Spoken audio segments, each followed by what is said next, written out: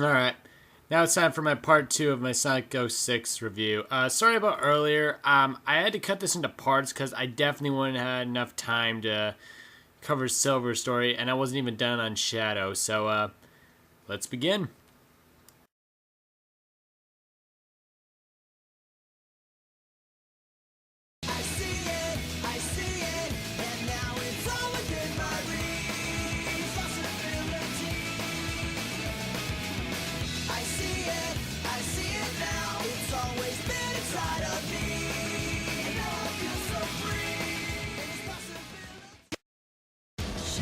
Alright, moving on back to Shadow.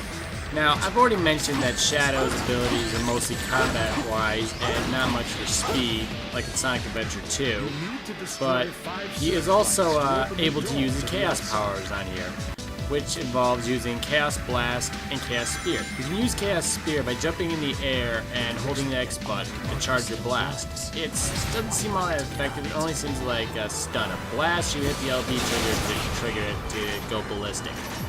Now, the vehicles, okay, most of them are complete garbage. I'm not gonna lie.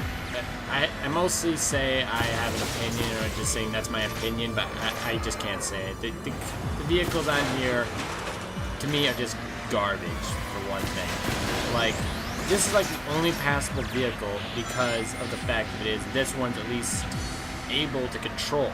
The motorcycle, if you barely touch the control on that, you basically twitch, and it's basically like trying to control Sonic at high speed, but not doing the running stages. You know how if you hit it, you twitch, and then you'll go running out of control. It's kind of annoying. As for the hover bike, turning that thing is a royal pain in the ass, and the camera angle does not help whatsoever. Though they could have done a better job with the vehicles. They could have. But all in all, Shadow's side is actually not bad. A little more difficult, but I found it. Now moving on, we have the newcomer, Silver the Hedgehog. Silver the Hedgehog is, well, not fast, but to help with the purpose of his lack of speed, he oh my god, did I just really get stuck behind that freaking ladder? I'm not gonna lie. That's a film. And I just got hit by a car. Yeah, this game is pretty merciless when it comes to cheap shots. It'll happen a lot. But as I was saying, Silver the Hedgehog is not meant for speed. He's known for his telekinesis.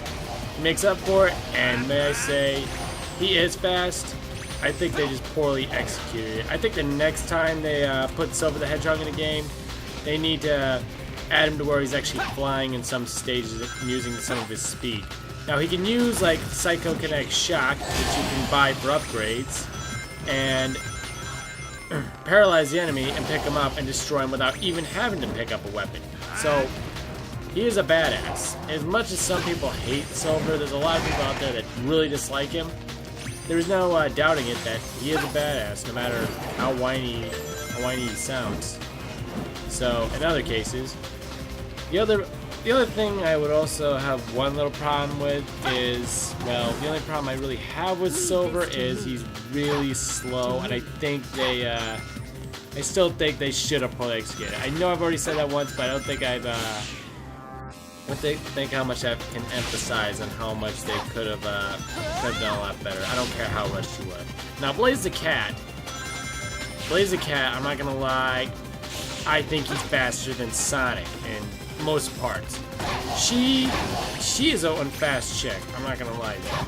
Her homing attack is similar to Sonic's, and you can get used to it, but the problem with her homing attack is it's really erratic, and if you don't get used to it real fast, you're gonna fall off the edge a lot. So you have to time it just right, and if you like hit the X button way too many times, you're gonna fall off the cliff. And did I just slip off the side of that guardrail? Yeah, remember what I said, how many glitches were in this game? I wasn't lying. Half of these takes were all in one shot. That just proves how many glitches are in this game. Okay, now it's time to sum this up. Now let's start with the bads. Okay, you have very slippery controls, and you have very slow characters that shouldn't be slow at all, like Tails and Knuckles, which before they're already fast, so I don't see the purpose of slowing them down. You have a major bad case of slowdown. I haven't seen this much slowdown in a 360 title as much as I've seen in Sonic 06, but that's in my opinion right there. You have very bad scripting in your cutscenes. It isn't bad voice acting, people. It is bad scripting. There is no doubt in that. So no more Griffith. That's old news, and I'm glad Roger took over. And the also bad part about the whole thing is the whole ending with the bestiality thing. I know that's still old news, but that's still... You put that in a video game, and that's just... No, that's teaching kids morals. But the game is so goddamn hard, I don't even think any little kid would probably get through it. I think they'd just get fed up with the game and just say, fuck it, and just go outside.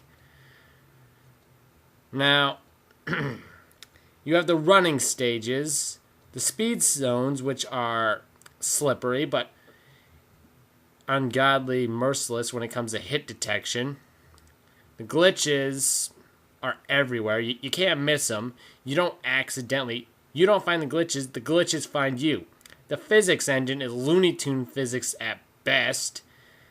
And to sum it all up, that's absolute crap.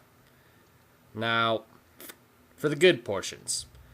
The soundtrack in this game is amazing. Like every other Sonic game, freaking fantastic.